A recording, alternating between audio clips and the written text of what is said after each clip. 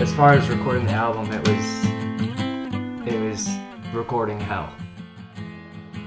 We literally had to sell our bodies to pay for the very the minimum equipment setup to where we could get fully analog recordings coming in, and just doing that on a budget, it's so hard to do and not have any technical difficulties.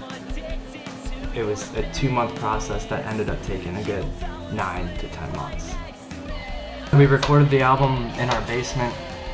It was my first time mixing like real drums.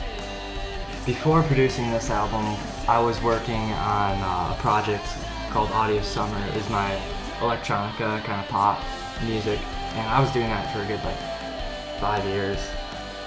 You know, the album started out, it was going to be just a collection of maybe 4 or 5 songs, and by the end of this whole process, which was, as you said, pretty hairy, we lost everything at one point, had to start from scratch and recut all the drums, recut all that, but it ended up being for the better in the end. It was more intuition than actual planning the way the album turned out, and I'm happy the way it turned out.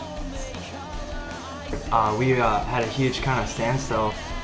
I fell off my skateboard, is probably the most frank way to say it, and put me in the hospital for a good month and a half.